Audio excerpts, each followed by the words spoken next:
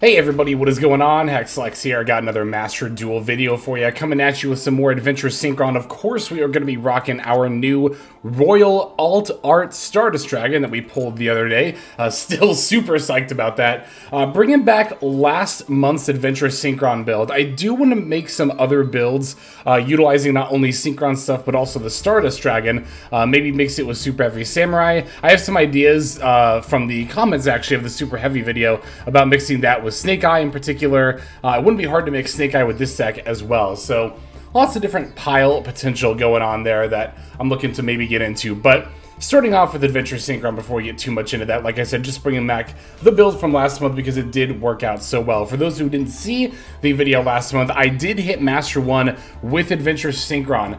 Got a 9-game win streak into Master 1 with it, and won 5 going second games in a row. This deck actually does have not too hard of a time playing through negates and hand traps, not as much as you might expect, you know, a long form combo deck to have, right? And we are going to see some games here where we play through stuff like Nibiru and negates and all that kind of fun stuff. So the game plan here is to basically get 3 hand rips on turn 1, 2 of which will be with Omega. Of course, we're bringing back Omega with Dispater, and then also making Trishula as well. But we're not just settling for 3 hand rips. We can also end on many different negates, including the Dispater, as well as Baron de Fleur, and the Majestic Star Dragon set up via the Crimson Dragon. That is all very possible on turn 1, and all you have to open is basically a way to get to the junk speeder. But if you can do it with the adventure line, it's even better, because then we can do our infamous unaffected junk speeder line.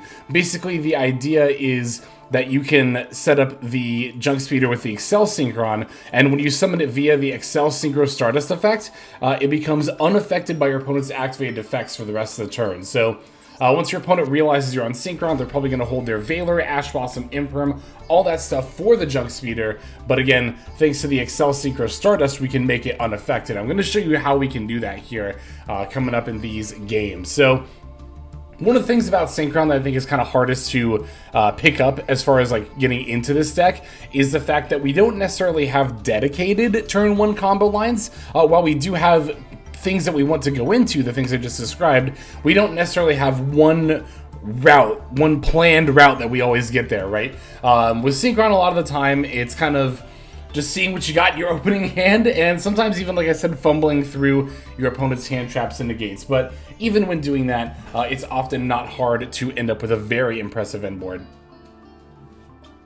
So, one of the cards that I'm not playing, actually, that I've had people ask me about in the past that I want to make sure I address is Synchro Overtake. I've seen people ask me, why no Synchro Overtake? It is a way to special summon the Jet Synchron, which is often core to your combos, and I don't think it's a bad card. I've, however, opted for the Bonfire plus Poplar package instead. It's the same main deck commitment of 3 main deck slots, but the Poplar does have a few pros over the Synchro Overtake, namely that it is a level 1 body that sometimes ends up being relevant with like the Stardust Synchron, for example. If you open Stardust Synchron plus Bonfire, that is a junk speeder, so that is often a pretty good way to open. Also, the Poplar going into the Spell Trap can matter for stuff like the original Sinful Spoils that the Poplar adds, if you're able to synchro with this before needing to use it for OSS to grab like a Jet Synchron.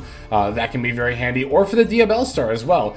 Since we're going to be drawing so many cards during our turn 1 with the Hyper Librarian, it's not hard to draw into the Diabell Star a little bit later in the turn, right? And then when that happens, again, if you have the Poplar left over in the Spell Trap, it's basically no cost to summon out the Diabell. So yeah, I really like the Poplar. The con is, of course, that if you open Poplar, it's not great, but we're playing 50 cards anyway, so, you know, it's really not that likely that we're going to open it. Plus, you know, I got the Royal Bonfires. I gotta. I gotta use these Bonfires whenever I can.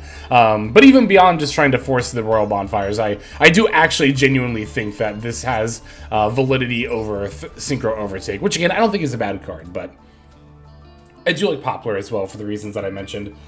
Let's see, what else is there about this build in particular? For our flex spots in the extra deck, we're on FA, Dawn Dragster, and Virtual QB Shen. The Shen, I will say, you don't have to play this one in particular if you're like, you know, really looking to play this deck and budget out URs. You don't have to craft a Shen if you don't already have one. You could easily play the Ravenous Crocodragon, which is a super rare, and that's not even necessarily a budget alternative because that card might actually even be better. I'm actually considering kind of switching over to it. The Crocodragon, for those who aren't familiar with, is this one. The level 9 Synchro monster. Yeah, this level 9 slot doesn't come up all the time, but the main reason that it does is to be able to go into like Crimson Dragon alongside a Revolution Synchron, or to make a 10 right alongside a Revolution Synchron. So it can be useful for that reason. Also, I do apologize if you hear some background noises there. Doing some construction quite literally right outside my window. So I yelled at them. I said, I'm doing a YouTube video here, but they just didn't stop. I don't know. So anyway. Yeah, with the Revolution, or not the Revolution Synchron, with the Shen, like I said, the level 9 Synchro in general is often paired with stuff like Rev Synchron. So that's why I kind of say Crocodragon might actually be better, because when that's summoned, you at least get a draw. The idea is that in theory, Shen can be used in some kind of situations as a bit of a pseudo kind of floodgate-ish effect, but honestly, I haven't really had it come up very often in that regard. But yeah, I'd say that Shen and the Dawn Dragster, like I said, are the flex spots of the extra deck. Black Rose is often actually very, very important for going second. I would say this is needed. Dawn Dragster I actually summon a lot on turn 1 at the end of my combo line. It's nice to be able to get an extra spell, Trap Negate. Excuse me, but really it just often ends up being the cherry on top and not like the most necessary thing in the world, right? I think pretty much everything in here is needed, even if you don't go into it all the time. Like Excel Synchron is a really great example of that. You won't make this every single turn 1 combo line, but there are some occasions where you will need it based on like your hand and the sequence of plays that you've made, so it's just good to be able to have it, right? That is also true of like Stardust Charge Warrior, mainly just those 2 cards, but... And then, yeah, I mean, the main deck I feel like is pretty... relatively self-explanatory. Small World is actually fantastic in this deck. I've seen people ask before in I think the last video, like, what is Small World used for? Because we have a lot of 2-card combo lines, in fact, all of our combo lines are 2-card combo lines, Small World can always grab, like, the missing piece, right? So if I open, like, Jet Synchron, Small World, and, like, I don't know, a random monster like a Maxi or something, then I can go to try to find the adventure stuff. If I open, like, Reborn Tengu, I can try to find the Diabell Star, that way I can special the Jet Synchron and normal summon the Reborn Tengu. Small World it just makes your combo lines a lot more flexible. And there are a lot of bridges in this deck. You can find just about any card off of just about any card. Sometimes you have to get creative, but one of the ones I use most often is Revolution Synchron. This is really good for bridging into like Water Enchantress, for example. You can bridge into Water Enchantress through Rev Synchron off of like Maxi, off of like any of your machine monsters, so on and so forth. So very, very good in that regard. Yeah, I think I am going to kind of skip going over the card by card. We've covered a lot of the stuff in here already. As far as like the Synchrons you use, it's like basically you want more than one generally of each of them, just to make sure you're always hitting them from deck off the Junk Speeder. You could get away with one Assault Synchron, but I really, really like the 2. So yeah, 2 of each Jet, Assault, Revolution, and Stardust Synchron for your Synchron package. And of course, we're rocking a play set of tunings as well. Only 1 alt art still, but you know, we'll definitely take the luck that we got. So, yeah, I think that pretty much covers just about everything here, except from a couple of random search targets like Illumination and Rumble. You'll see those used in action here in the replays, which I think I'm just going to go ahead and pivot over to now. I'd almost forgotten these are going to be Duelist Cup games as well. So this first game, well, I don't remember exactly what deck. Oh, we're up against Dragon Link here, actually. Do remember that. This is going to be a prime example of a great turn 1 from us here. So, oh, what a great music too. Oh, I love it so much. Gonna lead with the Rite of Armistier, going for the Adventure token, got the Fateful. Now I'm going to Bonfire. Opponent's got the Ash Blossom here, so they get to stop that. But we do still have that Small World, again, adding the flexibility there. Yeah, I was just floored by how good this theme is. Probably gonna be a little quieter, just to let it play a little more in this video. Alright, we're doing adventure stuff here, grabbing the Wandering Griffin Rider. Gonna summon that. We'll equip the Draco back, but it's not really important. We're gonna use the adventure token for material here shortly. Ah, it's such a bop. Alright, so here we have the setup for the unaffected junk speeder line. We're going to first synchro the Jet Synchron and the Wandering Griffin Rider for Excel Synchro Stardust. Excel Stardust effect is going to activate as well as the Jet Synchron. I like to chain block with the Jet Synchron in case they have Gamma here. But we're going to add the Junk Servant. Excel Stardust is going to bring back the Jet Synchron. We're going to tribute the Excel Stardust via its effect, specialing the Stardust Dragon, but we don't have to necessarily synchro with it. We can instead sync the Jet Synchron Adventure token for the Junk Speeder, which again, thanks to the Excel Stardust, is unaffected by any of our opponent's activated effects. Here's one of each of our Synchrons. Gonna grab our Stardust Illumination, and we're actually gonna make Crimson Dragon first, and put it in the EMZ to give us some extra space to work with. This is such a good synchro summoning theme, honestly. Especially the Junk Servant, because we still have the Speeder in play, going for the Hyper Librarian. Now I'm going to make the Omega with the Rev Synchron on the Speeder. We're going to hand rip our first card from our opponent here. Getting the draws too as well, of course. Omega F, going to hand rip and grab a Rocket Caliber. Of course, I knew it was the Dragon League deck at this point. Now here we opened with the Synchro Rumble, but do note that even if we hadn't opened it, we would have still searched it off the Crimson Dragon anyway. And it is definitely important, by the way, to make sure you use the Rumble to bring back the Stardust before you activate Illumination. That's how you special summon the Stardust Trail from the deck instead of just sending it to the graveyard. Very, very important part of this process, so we're definitely going to want to make sure we do that. Now I'm going to sync the Assault Synchron and the Stardust Dragon for the Baron de Fleur, getting the Omni Negate up. Getting another draw as well. Good old TG Hyper Librarian. Crimson going to use that effect on the Baron to summon out the Bestial Dispater. And as mentioned before, this will, of course, not only get us another draw, but also let us bring back the Omega to get our second of 3 hand rips. Alright, Omega going to hand rip card number 2, which is going to be the Bestial Lubellion. Yep. Gonna special this Diabell Star we drew by sending off our Fateful Adventure and setting an OSS. Got the Rev Synchron. I'm going to mill the top card to bring that back as a level 1. Now I'll sync it with the Stardust Trail in order to make the Excel Synchron. And because I made a Synchron monster, I not only get to draw again, but also Stardust Trail will leave behind the level 1 Stardust token as well, which will be very, very handy here. Gonna draw, get an Assault Synchron, Excel Synchron F, gonna mill the Stardust Synchron to let it go down to level 1. 1 + 1 + 7 equals 9 with 2 or more non-tuners. That is a Trishula, and that is going to be the 3rd card ripped from our opponent's hand. We'll also draw a card off Hyper Librarian again. And we're gonna banish the Ash from their graveyard for a good measure, just cause we can. And we took a Starliege Safer with that one, so it's not too shabby.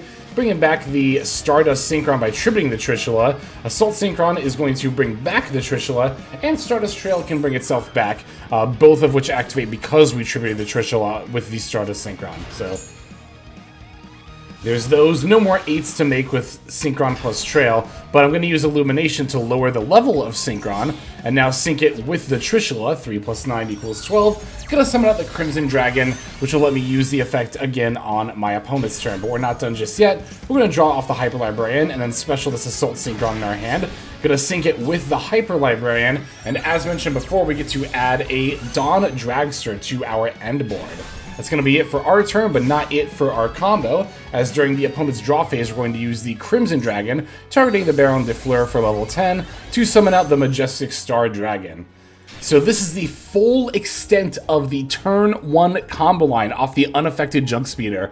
Our opponent would normally be at 3 cards in hand, but again, they used that Ash Blossom earlier, which we played through. So even if they were at 3 cards in hand, we have 4 negates. We have a Monster Negate in Dispater, we have a Spell Trap Negate in F.A. Dawn Dragster, we have an Omni Negate in Baron de Fleur, and Majestic Star Dragon is not only also an Omni Negate, it's also a board wipe when you Omni Negate. So I don't think it's hyperbole at all to say there is no way our opponent could play through this. And indeed, they're not even going to try. But I was very, very grateful that this person let me actually show this full combo line, because that doesn't happen a lot in this deck. In fact, we have a total of 4 games, but 2 of them are going to be very, very short. We'll end off with those. I'll do the other more substantial game next, but the last 2 games are going to end in 1 turn, but they'll still show me playing through some hand traps there. So let's go ahead and take a look at our next game. Okay, if I recall correctly, I think this one is against, is it Lab? I have a game against Lab in here, and I don't remember if it's this one or not. Okay, we're going second this time. But pretty good going second hand. Got a couple of pretty good hand traps in our hand. No, it's Fire King Snake Eye. That's right, I remember this game now. Alright, so we're going to Ash Blossom the Ulcanix when that's normal summoned. Sometimes this does just end their turn, but even if it doesn't, we do have the Maxi, which we're going to use in response to this original Sinful Spoils right here. But my opponent played pretty well here. They actually held the Crossout Designator, which they're now going to use on the Maxi. A lot of players would have shotgunned that against the Ash Blossom, but I think holding it when you knew you had the follow-up plays in the OSS anyway was definitely a good play on our opponent's part here. So, Snake Eye Ash is going to grab Poplar. And yeah, this is pretty much just going to be a full Snake Eye combo at this point. I don't know, there's no guarantee at this point that they can work in a, what's it called, Fire King line. I did just notice they added a second OSS, I totally forgot about that. 2 OSS is a little strange, especially for Fire King Snake Eye in particular, but... Alright, so here's the Flamberge. They're skipping Oak. They're activating Flamberge to put Ulcanix. Yeah, that's right. I remember they did some kind of weird plays here. Going for the Hita to grab back my Ash Blossom. Yeah, you're supposed to put back your own IP in the spell trap, of course, not the Ulcanix. They also, here's a slight misplay. They went straight into Prawn Princess instead of weaving in IP first. Well, I mean, honestly, like, I understand wanting to Hita for Ash Blossom, but I don't think that they needed to do that here. I think that kind of messed them up. Oh, that's right, they end on Amblewale IP, which is not optimal, but we are still going to have to play through the IP as well as the Flamberge in the graveyard as well, so it's annoying, but it could be worse. Got Tengu tuning call by. Gonna draw another tuning for a turn here.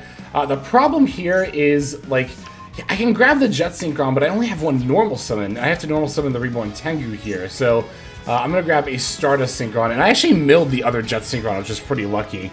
I should just grab Stardust Synchron in the first place, but I just wasn't thinking when I grabbed Jet Synchron. They do have the Fire King High Avatar here. I don't know why I said it like that. We got a special here. Reborn Tengu, of course, gets to summon another copy. Stardust Synchron effect activates. They get to bring back Hita off the Amblewale. I don't really care about that at all. Oh, they have a very nice Royal Altar Art IP, by the way. I don't know if I mentioned that. I don't think I did. Okay, so Illumination while the Stardust... oh, we don't have the Stardust Dragon in play yet, of course, right? But looks like they're going to go for their SP now. Royal SP as well, wow. And they managed to Reborn Tengu, which is completely fine because I just get the 3rd copy from the deck. They're going to activate Prom Princess. We have the Call By for that. So we're looking pretty good so far. They're going to SP tag out right now. That's actually completely fine because I still have that Jet Synchron in the graveyard. So Callby is going to eat the Prom Princess. Alright, Jet Synchron F, pitch to 1 in hand is special. And they have the Nib. Yeah. It had to be one of the last 2 cards. Were it not for that Nib, we would have definitely mounted a comeback here because we could have speedered for our 4 non-tuners, and we would not have gotten the Junk Servant because you only get 1 Jet Synchron effect per turn. That said, I think the 4 tuners plus speeder definitely should have been enough to still find plays there, for sure.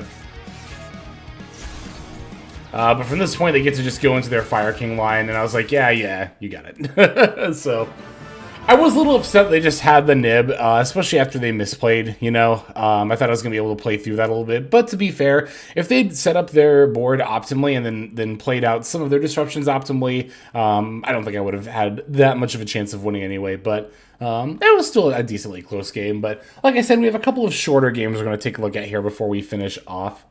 Okay, so yeah, a couple of one-turn duels here at the end, because I gotta be honest with you, a lot of the time that you're gonna win with the Adventure Synchron deck is just gonna be your opponent conceding turn one. That's why I was kind of like in awe at that first game where they let us play it out. So this hand is fantastic.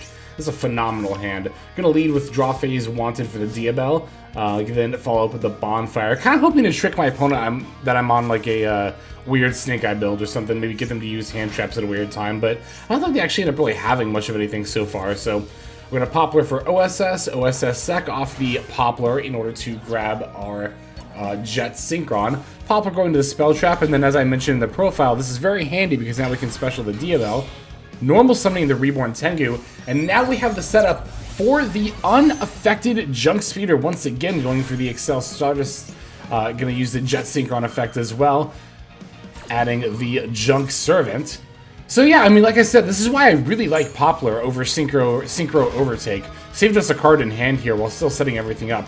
But they're gonna nib in response to the Excel Synchro Stardust effect activating. That is a brutal timing, because it means that we cannot summon the Junk Speeder here, because we will not have the materials. We do still get the Stardust Dragon, which is nice, but no Junk Speeder for us. However, we are far from cooked. We get another Reborn Tengu. I'm going to special the Stardust Synchron, sacking the Nib token, adding Stardust Illumination. Now from here, I can activate the Illumination. Because I control Stardust Dragon, I can summon the Trail. Wanted effect, I'm going to grab my draw here, just to see what I get. Putting back the OSS, we're finding Synchro Rumble, literally exactly what I needed here. Gonna Synchro Summon, although actually, to be fair, yeah, that's right, because I can make the Crimson Dragon anyway. I wanted to make sure I point this out. So I top deck Synchro Rumble, which is exactly what I needed, and in that regard is a good top deck, but at the same time, wasn't even necessary because I can make the Crimson Dragon and go into plays anyway. So I wanted to make sure I paused to point that out, because that might look like a good top deck, but again, I would have been able to play through this no matter what I drew here. So I get to use the Synchro Rumble to bring back the Jet Synchron, and oh, look who hasn't summoned Junk Speeder yet. So there we go. Even an Abiru is not sufficient to stop us here. We only get 3 of the tuners, so it's not quite like the full board, but I mean, like, it's, of course, completely fine. More than fine, and like I said, our opponent's going to just concede right then and there. So, like I said, you know, you might think of a Synchron deck as like, oh, because it's a long-form combo deck, you have a harder time, you know, playing through hand traps and disruption. But as we just demonstrated here, even an Abiru was not enough to stop us. We have one more duel we're going to finish off with. Let us do that one. And our final opponent should be the Labyrinth one, because I know I had a lab game in here, and I'm pretty sure it's this one. It's going to be another one-turn game, but I think they set up Arias here, or plays with Arias during my turn, if I recall correctly. So, yep. Going first, this is a prime example of a hand where Small World is fantastic, going to unbrick us here. Small World Nib, revealing Driver, going for the Diabell Star. Diabell Star is going to allow us to summon out the Jet Synchron without using our normal summon, so going to special the Diabell, set up the OSS, flip up the, normal summon the Reborn Tengu, OSS, send the Tengu, special Jet Synchron, and bringing back the Tengu, and we once again have the setup for the unaffected Junk Speeder. As you can see, that's not just a novelty in a deck like this, it is very, very consistent. It is not at all difficult to set this up every single game you go for. Well, no, of course not literally every single game you go first, but just about as consistently as like any other combo deck, right? So here's the Excel Synchro Stardust, going to summon out that Stardust Dragon. Gonna put that in the EMZ to give us some space, and now we're syncing the Jet Synchron and the Reborn Tengu for our unaffected Junk Speeder. Reborn Tengu gets to activate here, but unfortunately for it, the Junk Speeder will fill out our board. That said, we don't actually need the Reborn Tengu body here because we have the Junk Servant in hand, so it doesn't really matter that we don't get the extra body there. Like I said, grabbing Illumination off Stardust Synchron, once again, we're going to lead by going into Crimson Dragon and putting it in the EMZ. And here we get to add Synchro Rumble, because we didn't draw it for once. Okay, here's our opponent starting to set stuff up here. Bleh. Arias the Lab Butler going to pitch to set Ice Dragon's Prison. It's a little scary. Crimson Dragon going to add the Synchro Rumble. They're going to flip up Ice Dragon's Prison, targeting my Stardust, bringing it back and banishing it along with the Crimson Dragon. So no Crimson Dragon plays this combo line. But we do still get to special the Junk Servant, sync it with the Jet Synchron, go for the TG Hyper Librarian. I'm then going to sync the Revolution Synchron with the Junk Speeder, and go for the Psyframe Lord Omega. Opponents already used a couple of cards from hand, so the hand notes become more valuable here. And they are actually going to chain the Stovey Torby to make sure they get the effect out before I take it out of their hand. So they're actually going to be left with nothing here, only a big Welcome Lab, as we're activating the Omega, ripping the last card from their hand, which is an Extrav, Hyper Librarian to draw. We're going to use the Synchro Rumble to bring back the Excel Synchro Stardust. We control Synchro Monster that mentions Stardust Dragon, so we get to summon the Trail off Illumination, syncing the Assault Synchron with the Excel Stardust for the Baron de Fleur, which of course we can use to pop our opponent's back row after we draw off Hyper Librarian, and we're going to use the Wanted first here to grab another Diabell Star. And then they're just going to concede. We could have also used the Wanted to filter for more draws. We, of course, still have our Adventure set up. So even though we don't... I think we actually still have another... No, because we used... Wait, did we use Stardust Synchron's effect yet this duel? I'm trying to remember if that was this game or not. Let's see. No, it doesn't look like we did, so we could still summon the Stardust Synchron from the graveyard, which means we did have more Synchro plays. But even if we didn't, the Baron de Fleur plus the Adventure setup is 2 Omnis into our opponent's literal top deck mode on their first turn. Because of course we can pop the face down big welcome with the Baron de Fleur, and they already used all of their other effects from hand. So how funny is that?